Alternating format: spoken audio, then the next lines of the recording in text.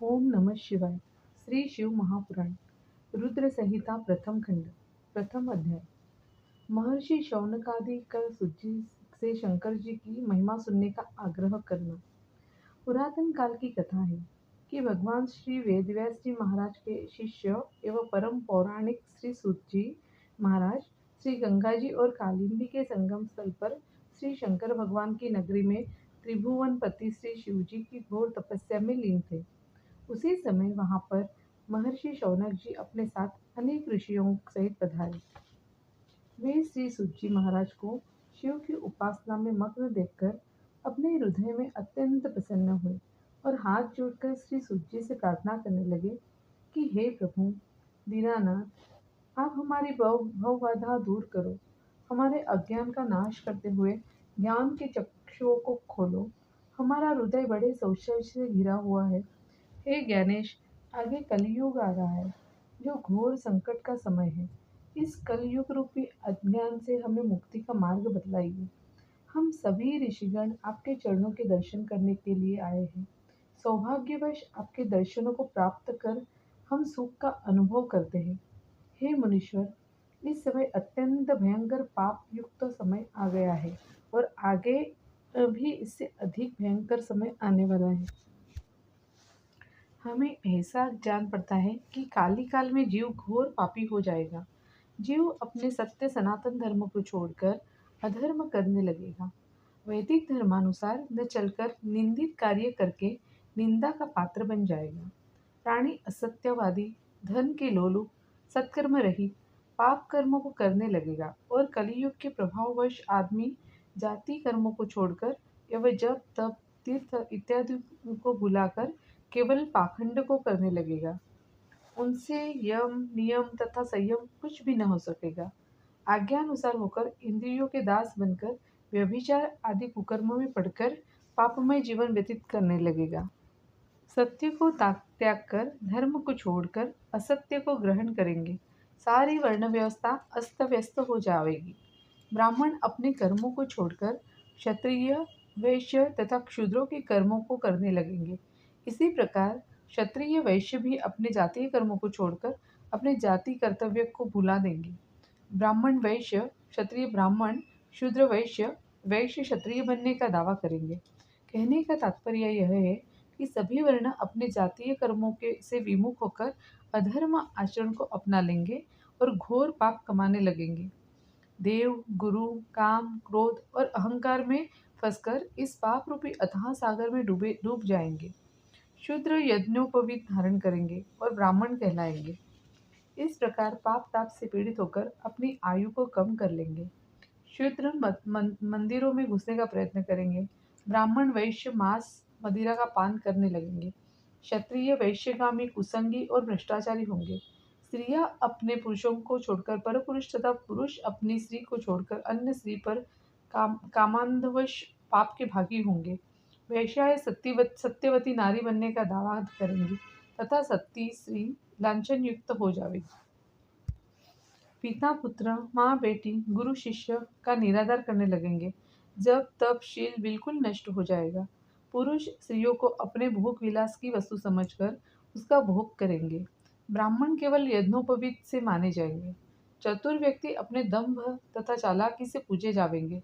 सिंगार केवल काली पूजा की 3 सामग्री कंघा, शीशा, सुरमेदानी, बालों को संवारना ही होगा। पाप कर्म करके अपने परिवार का पालन करने वाला ही व्यक्ति धनवान तथा बुद्धिमान समझा जाएगा। तीर्थ यात्रा करना पाप समझा जाएगा। इस कलिकाल में आसुरी प्रभाववश सज्जन पुरुष चिराग तले मिलना भी कठिन होगा। दुष्ट सज्जन, सज्जन दुष्ट समझा जाएगा। इस कारण हे प्रभु, कलियुग में प्राणी मात्र सद्गति को किस प्रकार प्राप्त होंगे, इसलिए आप हमको अपने ज्ञान द्वारा हमारा मार्गदर्शन करिए, जिससे हमारा तथा सभी मनुष्यों का कल्याण होगा। हे भगवान, दयालु गुरु, अपने शिष्य से गूढ़ भी भेद नहीं छिपाते हैं। फिर आपके समान इस संसार में कोई दूसरों का उद्धार करने वाला है भी नहीं। आप भगवान श्री वेदव्यास जी महाराज के प्रिय शिष्य हैं। आपने उनसे सभी वेद पुराणों के सार को ग्रहण किया है। सो हे ज्ञानेश, हमारे इस अज्ञान रूपी अंधकार को दूर करके इस आने वाले कलिकाल में पापमय समय से बचने के उपाय को समझाकर हमें मुक्ति के सद्मार्ग को बताए, जिससे हम सभी जीवों का कल्याण होवे। हे प्रभु, हमारा इस संशय को दूर करो। ऋषियों की बात सुनकर परम पौराणिक श्री सुत जी महाराज अत्यंत प्रसन्न हुए और थोड़ी देर तक भगवान श्री शंकर जी के चरणों का ज्ञान ध्यान धरकर शौनिकादिक ऋषियों से कहने लगे, हे वत्स, शौनक तथा अन्य ऋषिगण, आप धन्य हैं जो कि आप लोगों ने त्रिलोक जीव हितकारी अति उत्तम प्रश्न मुझसे किया है। सुनो, मैं आप सबके सन्मुख भगवान भगवान श्री शंकर जी की यह कथा कहूँगा, जिसके श्रवण करने मात्र से ही कलिकाल के वे सभी पाप नष्ट हो जाएंगे। भगवान श्री शिव का यह चरित्र परमार्थ कारक वेदांत सार है। भगवान श्री शंकर जी के चरणों में प्रीति रखने वाला कलिकाल के सभी पापों से मोक्ष पा जाता है। मस्तक पर भस्म का लेप करके भगवान श्री शंकर जी के शिवलोक को प्राप्त होता है। इनको नमस्कार करने वाला व्यक्ति पुत्र पौत्रों के सुख का भागी होता है। हे ऋषिगणों, आप सब ध्यानपूर्वक सुनो। मैं आपके सन्मुख त्रिलोकपति भगवान श्री शंकर जी की वह कथा कहता हूँ, जिसके श्रवण मात्र से ही कालिकाल की सारी व्याधा ऐसे नष्ट हो जाती है, जैसे गर्म तवे पर पानी की बूंद नष्ट हो जाती है। भगवान शंकर जी का यह चरित्र कलिकाल के सभी पापों का नाश करने वाला है। भगवान शिव जी के चरणों में प्रेम करने वाला इस भूमंडल के अनेकों पापों से मुक्ति पाकर मोक्ष पा जाता है। उनका यशगान करके लाखों मनुष्य को परम पद की प्राप्ति होती है। भगवान शंकर के भक्त ब्रह्माघात, हिंसा, मदिरापान और व्रत तोड़ने इत्यादि के पापों से विमुक्त हो जाते हैं। अतः प्रत्येक मनुष्य को चाहिए कि इस संसार को दुख का रूप जानकर भगवान श्री शंकर जी का ध्यान करें। कमल के पत्ते पर जल के समान शिव भक्तों के पास पाप भटकने भी नहीं पाते। शौनक इत्यादि ऋषिगण परम पौराणिक श्री सूत जी महाराज के ऐसे वचन सुनकर हाथ जोड़कर बैठ गए और ऋषिगणों की ओर से शौनक जी ने प्रश्न किया, हे भगवान, श्री शिवजी महाराज निर्गुण रूप कैसे है, वह आप हमको समझाइए कि भगवान श्री शंकर जी ने इस संसार चक्र की रचना क्यों की तथा वे स्वयं कैसे उत्पन्न हुए। क्या संहार अथवा प्रलय के समय भगवान शिव जी कैसे अवतार धारण करके अविरत होते हैं, क्या कार्य करते हैं तथा वे अपने भक्तों के वश में होकर कैसे भक्तों का कल्याण करते हैं। हे भगवान, आप गुरु कृपा से भूत, भविष्य तथा वर्तमान तीनों काल के विषय में पूर्ण ज्ञानी हैं। हमारे माता पिता व गुरु आप ही है। इस संसार में आपके समान कोई दूसरा संयम आदि नियमों का पालन करने वाला नहीं है। आपने भगवान से सभी कुछ श्रवण किया है। सौभाग्यवश आपसे हमारी भेंट हो गई है। बिना सौभाग्य के आपके दर्शन दुर्लभ है। हे प्रभु, आप कलिकाल के पापों को नष्ट करने वाले भगवान श्री शंकर जी की परम पावन कल्याणकारी कथा सुनाकर हमारे इस जीवन को सार्थक कीजिए। हे पाप मोचन, हे जगत पिता, हमारा इस संकट से उद्धार कीजिए। दूसरा अध्याय, नारद जी का तप करना, इंद्र द्वारा कामदेव को भेजना, कामदेव का असफल होकर लौटना। ऋषिगणों के ऐसे वचनों को सुनकर परम पौराणिक सूत जी महाराज अत्यंत प्रसन्न हुए और बोले, हे ऋषिगणों, जो प्रश्न इस समय मुझसे आपने किया है, यही प्रश्न एक समय देवर्षि नारद जी ने अपने पितामह ब्रह्मा जी के सन्मुख किया था। देवर्षि नारद जी को जो कुछ ब्रह्मा जी ने बताया था, वही सब अब मैं आपके सामने कहता हूँ। अब सभी ऋषिगण ध्यान पूर्वक श्रवण करें। हे ब्राह्मण देवताओं, बहुत समय पहले एक दिन की बात है कि देवर्षि नारद जी तप करने के लिए हिमालय पर्वत जा पहुंचे और गंगा जी के तट पर एक सुंदर स्वच्छ स्थान देखकर दीर्घ तप करने के लिए अपना आसन लगा लिया। जब बहुत समय तप करते हो गया, तब उस समय इंद्रलोक के स्वामी श्री इंद्रदेव बहुत चिंतातुर हो गए। अपने मन में विचार करने लगे कि देवर्षि शायद मेरे सिंहासन के लिए दीर्घ तप करने लगे हैं, इसलिए मुझको अपने सिंहासन की रक्षा के लिए कोई विचार कर कदम उठाना चाहिए, अन्यथा मेरा यह सिंहासन देवर्षि छीन लेंगे। इंद्रदेव ने ये उसी समय कामदेव से सहायता का वचन लिया। उन्होंने कहा कि हे कामदेव, मैं तुम्हारी सहायता से आज तक कितनों के अहंकार को नष्ट कर चुका हूँ। इस समय भी मुझे एक कार्य के लिए तुम्हारी आवश्यकता है। देवर्षि नारद इस समय हिमाचल के अंचल में दीर्घ तप में लीन है। वो मेरे राज्य को छीन लेने का प्रयास कर रहे हैं। अतः तुम मेरे लिए हिमालय पर्वत पर जाकर देवर्षि नारद के दीर्घ तप में विघ्न पैदा करो, विनष्ट करो, जिससे उनका दीर्घ तप पूरा न हो सके। देवराज इंद्र की बात सुनकर कामदेव ने अपनी सेना को तैयार किया। सेना सहित कामदेव जी देवर्षि नारद जी के स्थान को प्रस्थान करने लगे। जब कामदेव नारद जी के पास पहुंचे तो उन्होंने नारद जी को उग्र तप में लीन देखा। तब तो कामदेव ने अपनी सेना तथा सहायक साजो सामान से वहां पर एक बहुत ही सुंदर उपवन का निर्माण किया, जिसमें शीतल सुगंध समीर बहने लगा। पक्षी मीठी मीठी वाणी में बोलने लगे। फिर काम कला में अत्यंत प्रवीण अप्सरा कामवर्धक हाव भाव प्रदर्शित करने लगी और कामोत्तेजक गीत का गायन करने लगी। परंतु देवर्षि श्री नारद जी की समाधि में किसी प्रकार का व्यवधान नहीं पड़ा। वे पूर्ववता की भांति ही अपने तपस्या में लीन ही रहे। इसमें श्री देवर्षि नारद जी की भी कोई महिमा नहीं थी, क्योंकि उक्त स्थान वही स्थान था जहाँ पर भगवान शंकर जी के तप को भंग करने के लिए पहले एक बार कामदेव आए थे तथा क्रोध में आकर शंकर जी ने कामदेव को भस्म ही कर दिया था। फिर रति वियोग के कारण कामदेव को पुनः कर दिया था तथा कहा था कि भविष्य में इस निर्मल स्थान पर कामदेव का कोई भी अस्त्र शस्त्र नहीं चल पाएगा, यहाँ से हमेशा असफल होकर ही रहेगा। अतः देवर्षि नारद जी भगवान शंकर जी की कृपा के कारण तप में पड़ने वाले विघ्न से बच गए। कामदेव उनके दीर्घ दीर्घ तप को भंग न कर सका। जब इंद्र की सभा में जाकर कामदेव ने अपने असफल होने की बात बताई तो इंद्रदेव बड़े निराश हुए। वे भगवान शंकर जी के प्रताप को न समझकर देवर्षि नारद जी की अखंड तपस्या पर अपना महान आश्चर्य प्रकट करने लगे तथा उनकी प्रशंसा करने लगे। इधर नारद जी जब अपनी तपस्या को पूर्ण कर चुके तो कामदेव पर विजय पाने के कारण उनको महान गर्व उत्पन्न हुआ। नारद जी अपने अभिमान के सहित भगवान शंकर जी के पास पहुंचे और अपनी कामदेव पर विजय पाने की बात को बड़े अभिमान के साथ बताया। भगवान श्री शंकर जी देवर्षि नारद जी की बात को सुनकर मन ही मन मुस्कुराने लगे। फिर उन्होंने श्री नारद जी से कहा कि ऋषिराज, आप धन्य हैं कि जो आपने कामदेव पर विजय पाई है, परंतु आप अपने इस विजय श्री को किसी से कहिएगा नहीं, विशेषतः श्री विष्णु जी से उनके द्वारा पूछने पर भी न सुनाइएगा। श्री सूत जी महाराज बोले, हे ब्राह्मण देवताओं, भगवान श्री शंकर जी के ऐसे वचन देवर्षि नारद को कर्णप्रिय न हुए, जबकि श्री शंकर भगवान ने तो श्री नारद जी के कल्याण हेतु ही ऐसी सीख दी थी, लेकिन श्री नारद जी उसको गलत समझ बैठे बैठे देवर्षि नारद श्री शंकर जी के पास से सृष्टि रचयिता श्री ब्रह्मा जी के पास पहुंचे तथा वहां पर भी बड़े अभिमान के साथ कामदेव पर विजय पाने की सफलता का बखान किया। तब तो सही जानकारी के लिए चतुर्मुखी ब्रह्मा जी ने तीनों लोगों के स्वामी कैलाशपति का स्मरण किया तथा असल मामले को समझा। ब्रह्मा जी ने भी देवर्षि नारद जी को उनके कल्याण के लिए यह वृत्तांत किसी को न बताने के लिए कहा तथा भगवान विष्णु से न कहने के लिए आग्रह किया। परंतु श्री नारद जी के मन में तो अहंकार उत्पन्न हो चुका था। उनको इस समय अपने भले की बात भी समझ में न आ रही थी।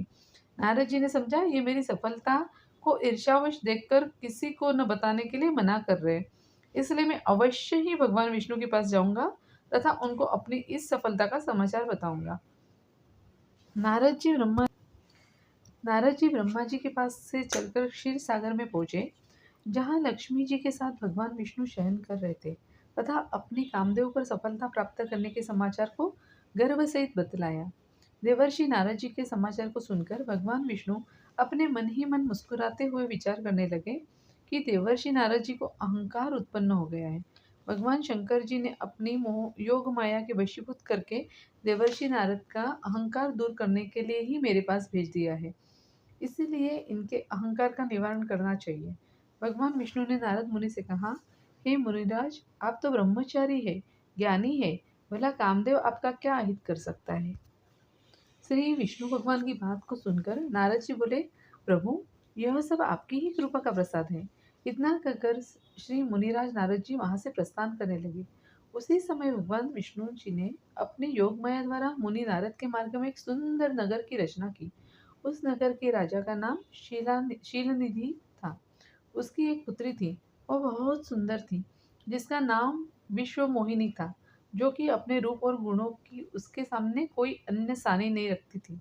इधर उधर अपनी इच्छा सहित घूमने वाले श्री नारद जी जब उस महानगरी में पहुंचे तो उनको ज्ञात हुआ कि यहाँ के राजा शिलानिधि ने अपनी पुत्री विश्व मोहिनी के स्वयंवर की रचना कर रखी है और वहाँ पर उस दिन संसार के कोने-कोने से अनेक देशों के राजा महाराजा स्वयंवर में भाग लेने के लिए आए हुए हैं। उस नगर के ऐसे समाचार को सुनकर नारद जी राजा शिलनिधि के महल में जा पहुंचे। वहां राजा ने देवर्षि नारद का बहुत सम्मान दिया।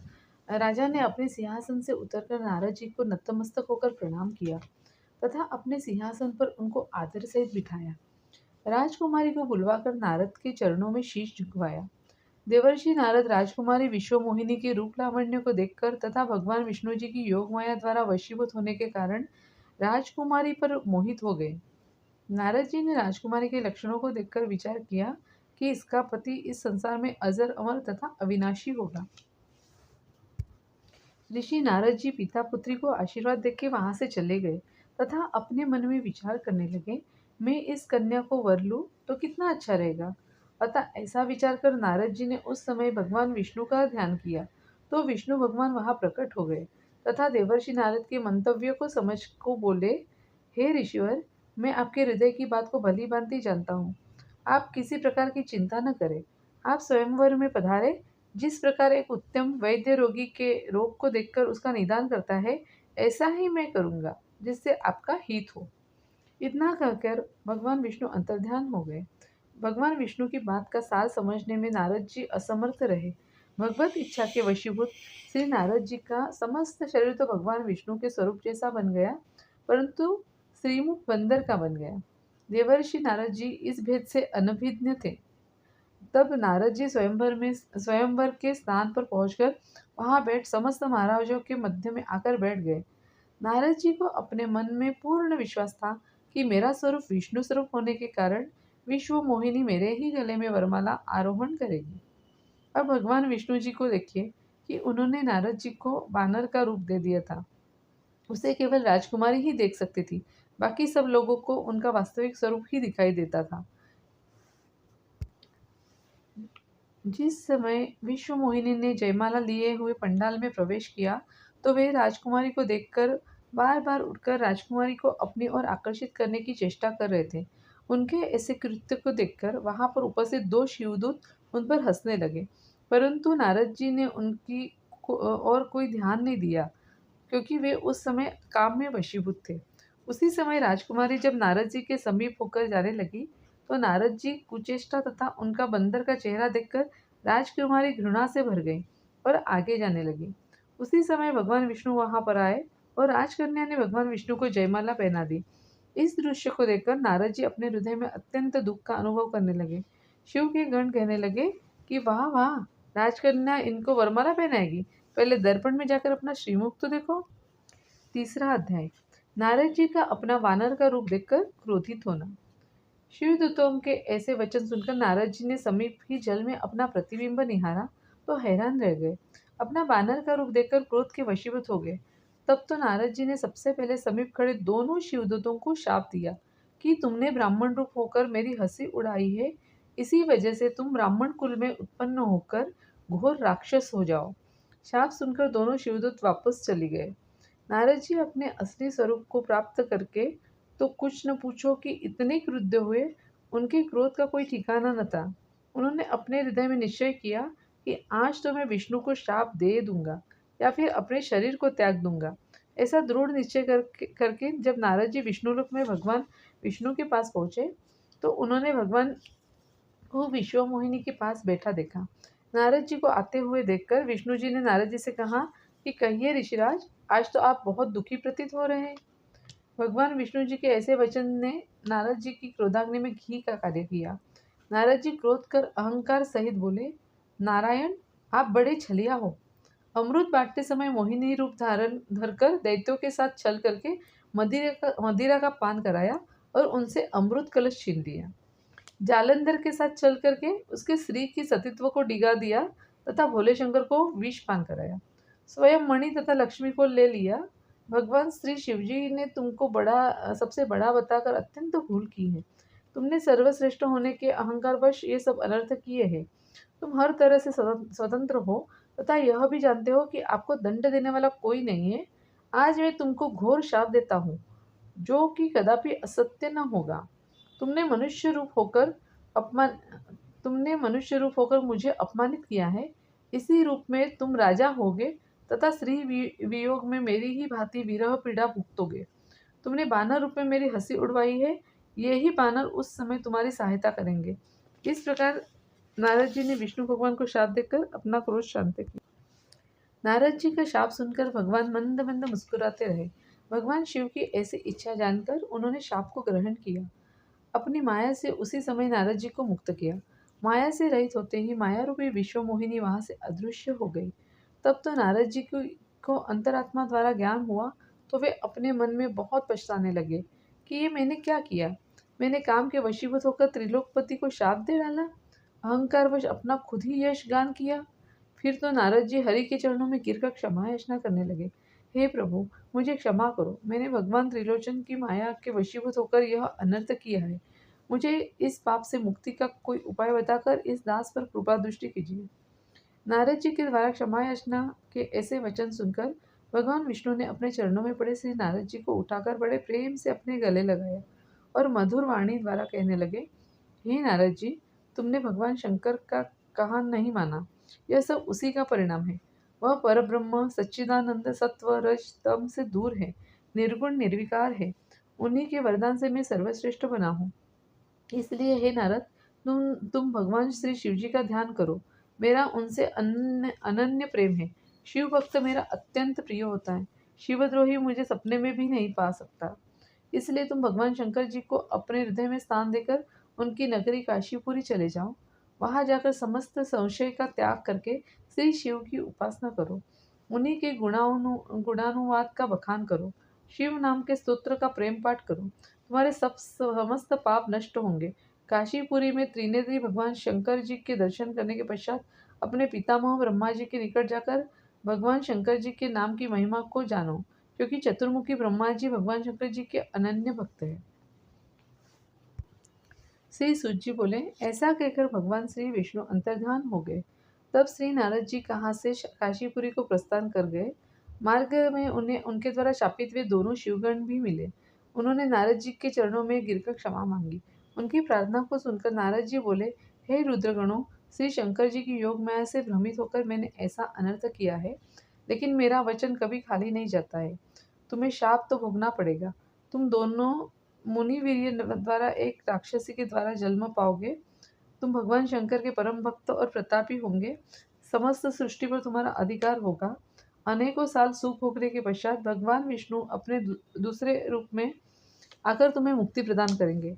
ऐसा कहकर नारद जी ब्रह्मा जी के पास जाकर प्रार्थना करने लगे, हे प्रभु, भगवान श्री विष्णु की कथा तो आपने मुझे सुना दी। अब मुझे भगवान शंकर जी के अनेक चरित्रों को सुनने की तीव्र लालसा है।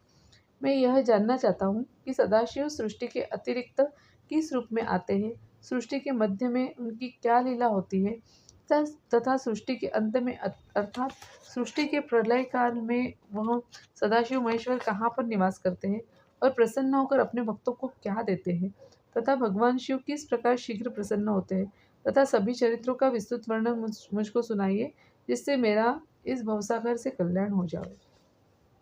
ओम नमः शिवाय। हर हर महादेव।